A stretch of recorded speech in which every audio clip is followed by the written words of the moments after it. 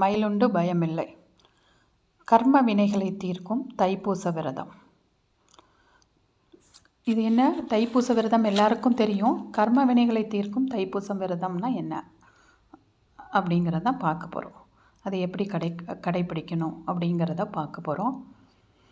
நம்மளுடைய ஹிந்து தர்மத்தில் பார்த்திங்கன்னா புராண கதைகளாக நிறைய கதைகள் ஒவ்வொரு விரதத்துக்கும் கொடுத்துருக்காங்க. அது அந்த விரதத்தை கடைப்பிடிக்கும்போது உள்ள நற்பலன்கள் அதில் நமக்கு தெரியுது. அதெல்லாம் இப்போ கொஞ்சம் கொஞ்சமாக அழிஞ்சிட்டு வருது.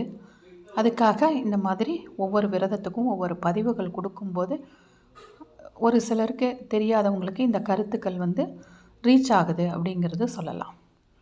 முருகப்பெருமானோட வழிபாடுகளில் ஒன்று தைப்பூசம். இதுக்கு ஏன் அவ்வளோ மகத்துவம் வாய்ந்தது அப்படின்னு சொன்னால், சூரியன் உத்தராயண புண்ணிய காலத்துக்கு வந்ததுக்கு அப்புறம் வர முதல் பௌர்ணமியில் வர்ற விரதம் இது தைப்பூச விரதம். அதாவது பௌர்ணமி தினமும் பூச நட்சத்திரமும் சேர்ந்து வர்றதுனால இது மிகவும் சிறப்பு வாய்ந்ததாக சொல்லப்படுது. இது எதுக்காக நம்ம வழிபாடு பண்ணுறோன்னா, நம் கர்ம வினைகள் தீர்க்கப்பட்டதுக்கான புராதன கதைகள் நிறைய இருக்குது. இந்த நட்சத்திரத்துக்கோட சிறப்பு அப்படின்னு என்னன்னு பார்த்தா, காலபுருஷ தத்துவப்படி 8வது நட்சத்திரம் பூச நட்சத்திரம், சனி பகவானுடைய நட்சத்திரம், கர்ம வினைகளை தீர்க்கக்கூடிய நட்சத்திரம் அப்படிங்கிறது நம்ம சொல்லலாம். ஸோ அதுக்காக இந்த விரதத்தை கடைபிடிக்கிறோம். ஒவ்வொருத்தருக்கும் பிறந்த நட்சத்திரத்துலேருந்து 8வது நட்சத்திரம் அவங்களுக்கு நிறைய ஹெல்ப் பண்ணும்.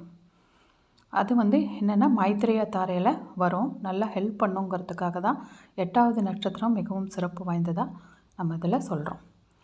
சரி, தைப்பூச விரதத்தை யார் யார் செய்யலாம் அப்படின்னு பார்த்தா,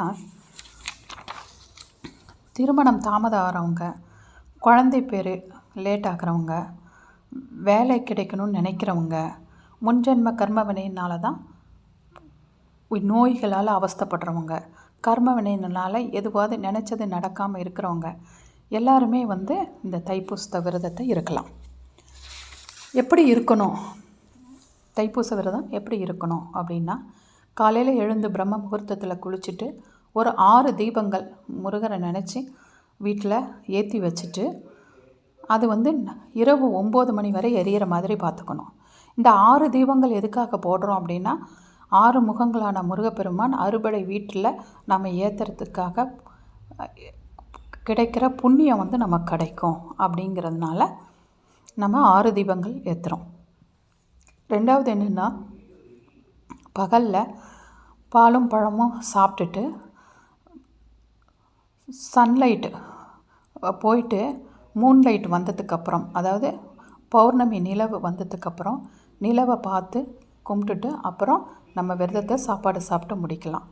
எதுக்காக நம்ம நிலவை பார்க்கணும் அப்படின்னா, சக்தி தேவியோட சொரூபமான பார்வதி தேவியோட சொரூபமான அந்த பௌர்ணமி நிலவு அப்படின்னு சொல்கிறோம். அதை பார்த்ததுக்கப்புறம் தான் விரதத்தை முடிக்கிறோம். ஏன்னா ஒவ்வொரு பௌர்ணமிக்கும் நம்ம ஹிந்து சமுதாயத்தில் ஒவ்வொரு சிறப்பு இருக்குது. அந்த பௌர்ணமியில் என்ன மிக முக்கியமான சிறப்புன்னு பார்த்திங்கன்னா, அபிராமி அந்தாதி. இதில் எல்லாருக்கும் தெரிஞ்சிருக்கும், தெரியாமலும் இருக்கும் ஒரு சிலருக்கு.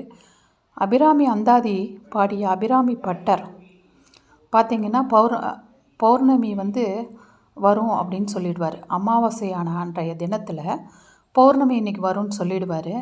அன்று தேவி காட்சி கொடுக்குறா. அமாவாசையான தினத்தில் எப்படி பௌர்ணமி வரும் அப்படின்ட்டு அவருக்கு பனிஷ்மெண்ட் கொடுக்கும்போது அவருக்கு அம்பாள் பௌர்ணமி நிலவாக ஜொலிக்கிறா, காட்சி கொடுக்குறா. அதனால தான் நம்ம விரதம் எப்போவுமே ஒரு விரதம் இருக்கோன்னா, அந்த பௌர்ணமி அன்னைக்கு விரதம் இருக்கன்னா அந்த பௌர்ணமி நிலவை பார்த்துட்டு நம்ம விரதத்தை முடிக்கணும் அப்படிங்கிறது ஒரு ஐதீகம். சரி, இது இந்த மாதிரி நம்ம செய்யும்போது நம்மளுடைய கோரிக்கைகளோடு நம்மளை விரதம் இருக்கிறதுக்கான காரணங்களும் பகவான் ஏற்றுட்டு அதுக்கு நல்ல பலன் கிடைக்கும் அப்படிங்கிறது தான் நம்மளுடைய ஐதீகம். இதில் புராதன கதைகள் அப்படின்னு எடுத்துக்கிட்டோன்னா, நமக்கு கிடைக்கக்கூடிய புராதன கதைகளில் பார்த்திங்கன்னா, வரகுண பாண்டியன் அப்படிங்கிற ஒரு அரசர் பிரம்மஹத்தி தோஷத்தினால ரொம்ப அவஸ்தைப்படுவார். அப்போ பிரம்மஹத்தி தோஷம் அப்படின்னா என்னன்னு பார்க்கணும். அதாவது ஜோதிட ரீதியான கருத்துக்கள் அப்படின்னு பார்க்கும்போது பிரம்மஹத்தி தோஷம்னா ஒரு சிலரோட ஜாதகத்தில் அவங்கவுங்க ஜாதகத்தை எடுத்து பார்க்கும்போது சனியும் குருவும் சேர்ந்து ஏதோ ஒரு கட்டத்தில் இருக்கும், இல்லை குரு சனியை பார்த்து இருக்கும், இல்லை சனி குருவை பார்த்து இருக்கும். இந்த மாதிரி ஒரு கட்டத்தில் இருக்குன்னா அது பிரம்மஹத்தி தோஷமாக எடுத்துக்கிறோம். இந்த பிரம்மஹத்தி தோஷம் இருக்கிறவங்களுக்கு எல்லாமே இருக்கும், ஒரு நிறைவான வாழ்க்கைங்கிறது ஏதோ ஒரு விதத்தில் கொடுக்காமல் போயிடும். அந்த மாதிரி அந்த வரகுண பாண்டியனுக்கு இருக்கும்போது அதை இல்லாமல் செஞ்ச ஸ்தலம் இந்த தைப்பூச விரதத்தன்னைக்கு தான் அவர் பிரம்மஹத்தி தோஷத்தை நிவர்த்தி பண்ணுறார் அப்படிங்கிறது ஒரு புராண கதை. அடுத்தது பார்த்திங்கன்னா சோழ நாட்டோட சேர்ந்த ஹம்சவர்தன்கிற அரசன் பிரம்மஹத்தி தோஷத்தினால ரொம்ப அவஸ்தைப்பட்டுட்டு வரான். அப்போ இறைவன் அருளால் திருவிடைமருதூர் அப்படிங்கிற ஒரு இடத்துக்கு போயிட்டு அங்கே ஒரு தைப்பூச திருநாள் அன்று முருகப்பெருமானை வழிபடும்போது அந்த முருகப்பெருமான் அவரை பிரம்மஹத்தி தோஷத்துலேருந்து விடுவித்து அந்த வாழ்க்கையை அவருடைய நாட்டையும் சுபிட்சம் அடைய செய்கிறார் அப்படிங்கிறது ஒரு வரலாறாக இருக்குது. இன்றைக்கும் எல்லார் ஜாதகத்துலேயும் குரு சனி சேர்க்கை இருக்குது அப்படின்னா அவங்க திருவிடைமருதூர் போயிட்டு வாங்க அப்படிங்கிறது நம்ம சொல்கிறோம். ஒரு ஜோதிடர்கள் எல்லாருமே சொல்லுவாங்க, திருவிடைமருதூர் போய் அங்கே தீபம் போட்டு நிவர்த்தி பண்ணிட்டு வாங்க, அப்போது உங்களுக்கு கிடைக்க வேண்டிய நல்ல பலன்கள் கிடைக்கும் அப்படிங்கிறது சொல்லுவாங்க. அடுத்தது பார்த்திங்கன்னா நால்வர்கள் அப்படிங்கிறதுல திருஞான சம்பந்தர் ஒருத்தன். அந்த திருஞான சம்பந்தர் ஒரு தடவை சென்னை மயிலாப்பூர் போயிருக்காரு. அங்கே ஒரு தம்பதிகர் அழுதுட்ருக்காங்க. தன்னுடைய குழந்தையோடைய அஸ்தியும் எலும்பையும் வச்சு அழுதுட்ருக்காங்க. அந்த பெண்ணோட பேர் பூப்பாவை. அப்போது திருஞான சம்பந்தர் ஒரு பதிகம் பாடுறாரு. அந்த பதிகம் பாடினோன்னே அஸ்தியும் எலும்புமாக இருந்த உருவம் மாறி ஒரு பெண் உருவம் அந்த குழந்தையோட உருவம் ஒரு தாய் தந்தைக்கு கிடைக்கிது, மீட்டு கொடுக்குறார், ஒரு பெண்ணை மீட்டு கொடுக்குறார். அப்போது அந்த சமயத்தில் திருஞான சம்பந்தர் பாடிய அந்த பாடல்கள் தான் பூப்பாவை பதிகம் அப்படிங்கிற இதில் 11 பாடல்களாக இருக்குது.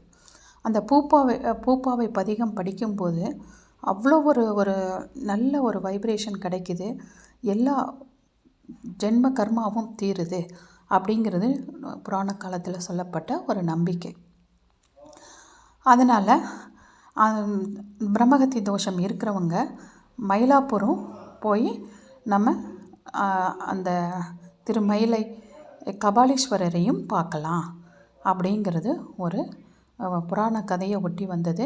அதுக்கு இப்போ ஒரு ஜோதிடர்கள் எல்லாமே அது ஒரு பரிகாரமாக சொல்கிறது உண்டு வழக்கம். அடுத்தது பார்த்திங்கன்னா ராமலிங்க அடிகளார் ஜோதி சொரூபமானதும் இந்த தைப்பூச திருநாள் தான். அந்த தைப்பூச திருநாள் அன்னைக்கு மட்டும்தான் வடலூரில் பார்த்திங்கன்னா 7 திரைகளும் எடுத்து ஜோதி ரூபத்தை பார்க்க முடியும். அன்னைக்கு தான் ராமலிங்க அடிகளார் சிதம்பரம் நடராஜர் கோவிலில் ஜோதி ரூபமாக ஐக்கியமாயிட்டார் அப்படிங்கிறதும் ஒரு புராதன கதை.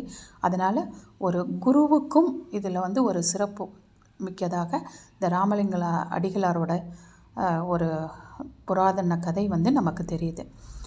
ஸோ இத்தனையும் நம்ம தைப்பூசத்துக்காக கர்ம வினைகள் தீரும் அப்படிங்கிறதுக்காக சொல்லப்பட்ட புராணங்க கதைகள் நாமளும் செய்வோம். தைப்பூசத்தன்னைக்கு நமக்கு தெரிஞ்ச ஸ்லோகங்களான சுப்பிரமணியர் புஜங்கம், கந்த சஷ்டி கவசம், பூப்பாவை பதிகம், கந்தர் கலிவெண்பா, வேல்மாறல், வேல் விருத்தம், மயில் மாறல், மயில் விருத்தம், திருப்புகழ், கந்தர் அலங்காரம், கந்த புராணம், இவற்றில் ஏதோ ஒன்று பாடலாம். இல்லை அப்படின்னிங்கன்னா பாட வரல அப்படின்னிங்கன்னா ஃபோனில் போட்டு கேட்கலாம். ஏன்னா நம்ம படித்தலை விட கேட்கல் மிக சிறப்பு அப்படின்னு சொல்லுவோம். ஃபோனில் போட்டு அதை உள்ளார்ந்து கேட்கும்போது அதனுடைய பலனும் அதிகமாக தான் கிடைக்கும். ஏன்னா இந்த சுப்பிரமணிய புஜங்கம்லாம் பார்த்திங்கன்னா நானே ஒரு சில நோய் உள்ளவங்களுக்கு மரணப்படுக்கையில் இருந்தவங்களுக்கு பரிகாரமாக கொடுத்து அவங்க இன்றைக்கி ரொம்ப நல்லா இருக்காங்க. அதனால தான் இதை சொல்கிறோம். இதில் மிக முக்கியமாக எல்லாருக்கும் தெரிஞ்சது என்னென்னா கந்த சஷ்டி கவசம். ஏன்னா கந்த சஷ்டி கவசம் அப்படிங்கிறது திருச்செந்தூரோட ஒரு கவசமாக சொல்லப்படுது. இப்போ முருகரோட 6 படை வீடுக்கு 6 கவசங்கள் இருக்குது. அதில் ஒன்று திருச்செந்தூரோட கவசம் கந்த சஷ்டி கவசம். அதனால தான் அது மிகவும் சிறப்பு வாய்ந்ததாக எல்லா இடத்துலையுமே கேட்டிருப்போம். நம்ம எதுவும் தெரியாதவங்க அதை மட்டும் கூட பாராயணம் பண்ணலாம், படிக்கலாம். எல்லாருமே இந்த தைப்பூச